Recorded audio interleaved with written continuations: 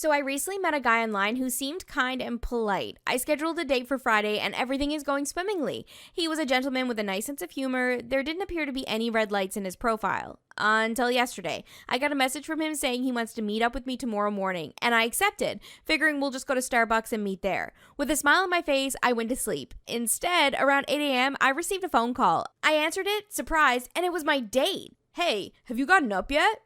"I just awoke." "It doesn't matter how you look. Your mother terrified me out." "My mother?" "Yeah, she noticed me parked across the street. She waved at me and I waved back, but she was creepy." "What time did you come over here?"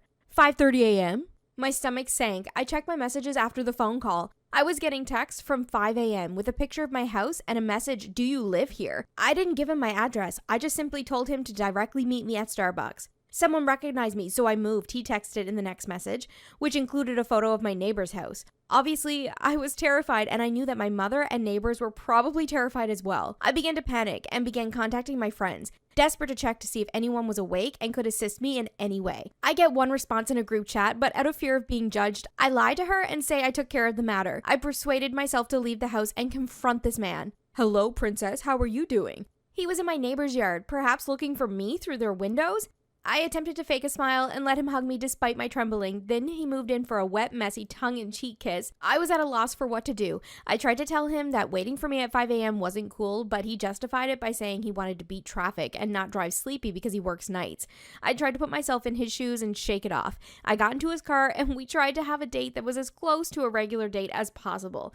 That didn't always include groping, smelling my face several times, or talking about marriage straight away so I could have his baby. I persuaded him to drop me off somewhere other than my house and let me walk back. That is, until I realized he was stalking me in his car. And when I questioned about it, he offered to walk me to my house. I told him no, even though I was terrified, and managed to escape. I was in tears and incredibly nervous by the time I got home. I texted him that I didn't think we're compatible and he should avoid me and my family at all costs. In reaction, he called me a scumbag. As a result, I believed I would take a break from online dating.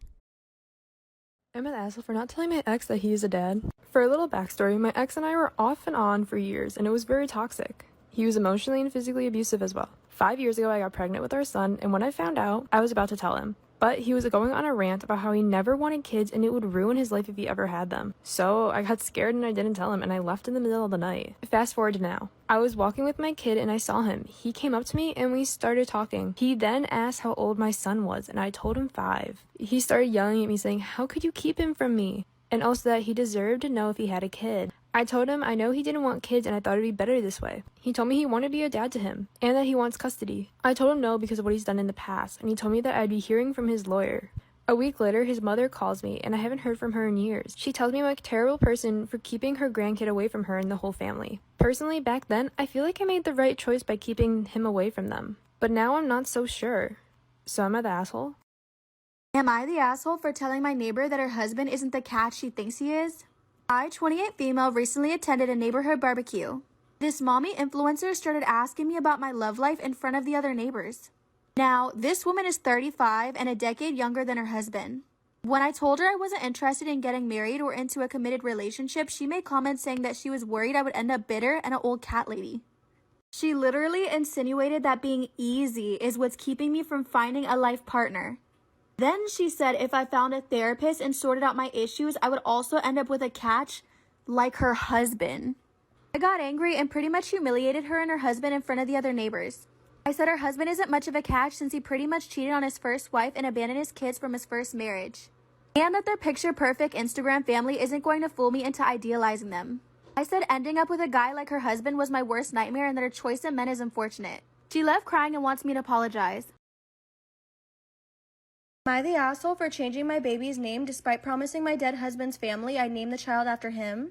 I lost my husband due to COVID when I was about 3 months pregnant. After he died, my mother-in-law thought it would be a great idea to name the baby after him if he was a boy. I agreed because I was overwhelmed with emotion. She said it would be like he's still there in a way.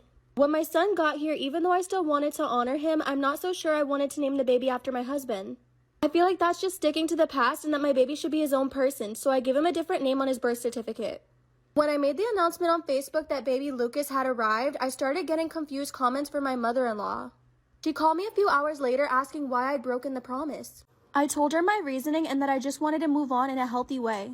that I felt like calling my husband's name when referring to my son would hurt me and make the process harder. She didn't yell at me, but she did say how disrespectful it was to my husband to not include him in my son's life in some way.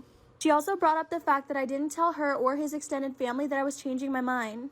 I told her personally that I felt like I didn't need to, as she was just my mother-in-law, not my husband. She raised her voice and said she'd been waiting all this time to meet her grandson, and now she doesn't even want to see him. I said that was fine and hung up. I do feel bad. Am I wrong for taking my friend to court after she kicked me out of the bridal party for cutting my hair? For my friend's 3-day wedding, I had to buy 3 different dresses, including alterations and specific shoes, which totaled over $700. She also wanted specific hairstyles for each day. Unfortunately, starting in March, my hair started to deteriorate. Due to health reasons, my hair was falling out in chunks, and in May, I made the difficult decision to cut my hair. I told the bride about my decision 2 weeks before the wedding, and she didn't say anything bad. The following week, she came over to my house, and when she was about to leave, she brought up that she was concerned about my haircut, and I told her it would look good even though I wouldn't be in uniform with the other bridesmaids. The following day, I received this message. After our recent conversations, I like to remind you of my boundaries. I've been very accommodating and graceful, but I cannot allow you to disrespect me. As you know, my wedding has been something I've dreamt of for many years. My husband and I have invested a lot of money into the video and photos of this day, and as we reflect on this day in the future, we want to see our vision reflected in the memories. Since I asked each of you to be my bridesmaids in 2019, I've been very clearly and very communicative in my request. The timing of your decision to cut your hair and not come in advance is very upsetting to me. I would have felt respected if you had communicated with me more than a week prior to the wedding, so we could have worked together to find a collaborative solution. Your inconsistencies have concerned me, and while I sympathize with your health conditions, I'm not willing to compromise my vision to accommodate you, or anyone else, when you have informed me in advance and we could have found a better solution. Since this is something you can no longer fully commit to, I need you to please step down from participating in my wedding. This was 3 days before the wedding. I immediately sent her and her husband an invoice asking them to reimburse for the dresses and shoes, keeping in mind that one of the dresses is still in her possession even though I paid for it. I was told I was inconsistent and selfish after I spent the past 2 weeks helping her plan the wedding shower. I worked with another bridesmaid to surprise her with a bridal shower after our bachelorette trip had to be canceled. I spent hours helping her out with wedding details. When she asked me to help her tone up before the wedding, I sent her a personalized workout program and even went with her to the gym to show her the ropes.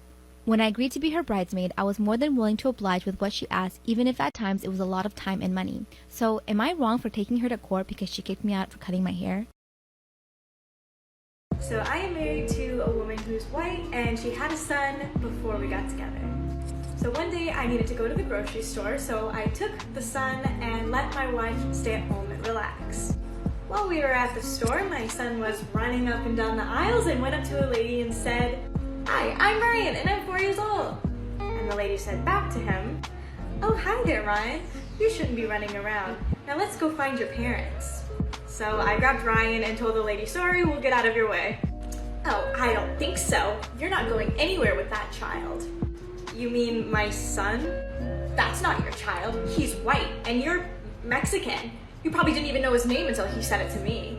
"Sure, whatever, lady. Can you just move? My wife's at home and waiting for us to get back." "Oh, stop your lies. You're not taking him anywhere, you pervert." The whole time my son is clinging to my leg because obviously he's scared.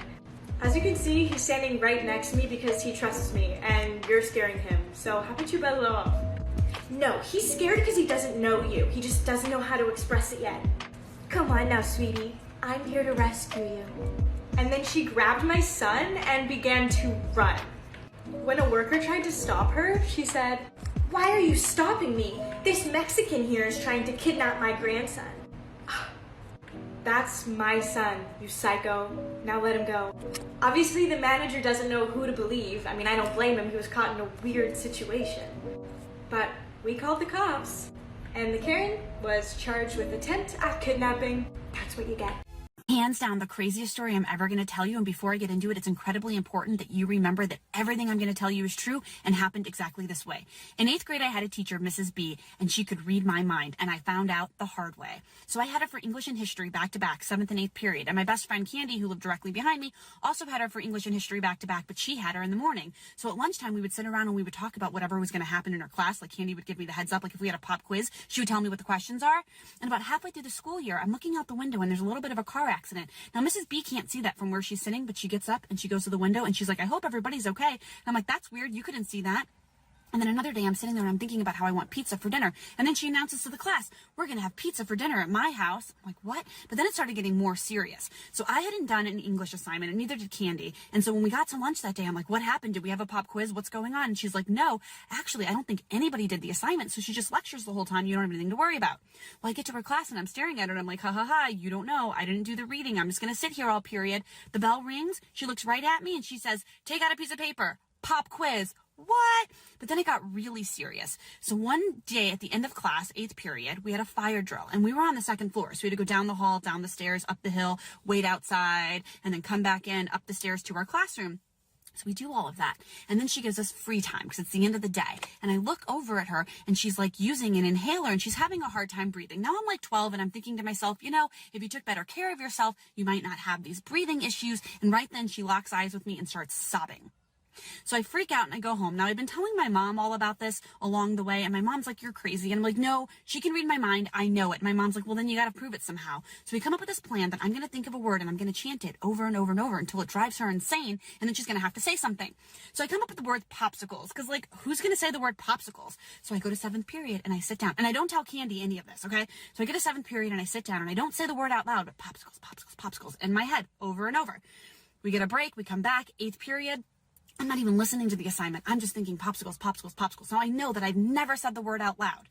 So the time of the end of the day is like dwindling down, and it becomes like 10 minutes before the end of the class period. Mrs. B says, hey, don't you have to go get Candy? She had broken her ankle, and I was like her buddy to like meet her at her locker and help her get out of the school building and into our carpool before all the kids came and like trampled her. So I was like, oh yeah, is it okay if I pack up now? She's like, yeah, get out of here. So I get all my stuff and I'm walking to the door, and Mrs. B goes over to the window and she's sitting down and she's looking out the window and she says, you know, class. And I stop and I look at her because that's respectful. And she says, with all this snow and ice outside, I really wanna... And she snaps her head and she locks eyes with me and she enunciates the word popsicle. I swear to you, I swear that happened, and I'm going to have to post part 2, but it'll be up right now. Popsicle, the greatest story ever told. If you didn't watch the first part, it's posted right before this. This is going to ruin it for you. You're going to want to know the whole story. If you keep watching this, don't watch it. Stop right now. Go back.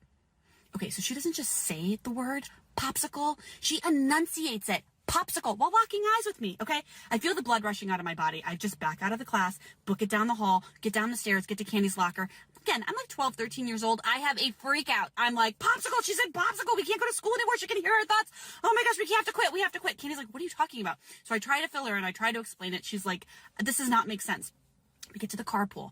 The carpool mom is there. I tell her the whole story. She's like, you must have misunderstood this woman. I'm like, I did not misunderstand her. Every person that gets in the car, I tell them the story. They also think I'm crazy. I'm like, no, we need a petition. We need to talk to the principal. We need to remove ourselves. I'm never going back to her class. So we get home. This is before cell phones. I get to the house. I drop my backpack. I book it to the landline. I call my mom, my ally, and I tell her, she said popsicle. My mom's like, no way. I'm like, what do you mean, no way? Why would I lie about that? My mom's like, this is just too crazy. Like, there must be a misunderstanding. Also, I'm at work. I can't talk to you. I'll be home in a little while.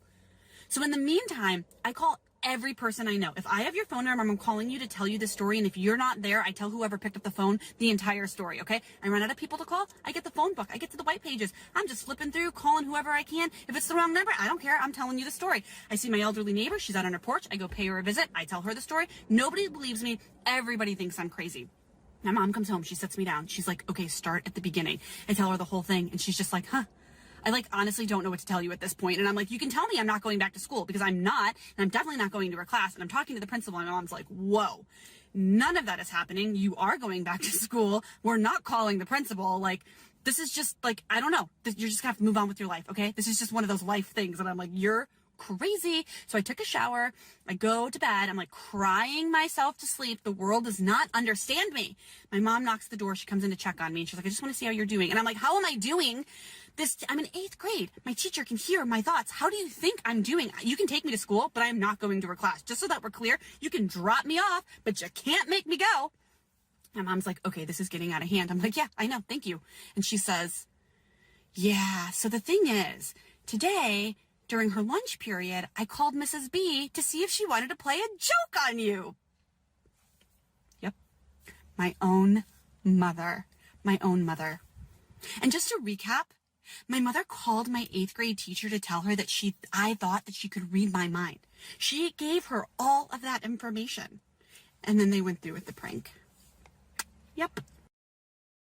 Am I the asshole for calling out my kid's future stepmom for treating me like a surrogate? I, 29 female, dated a guy, Joe, 30 male, for 3 months before he left me to go back to his ex, Kim. Right after we broke up, I found out I was pregnant.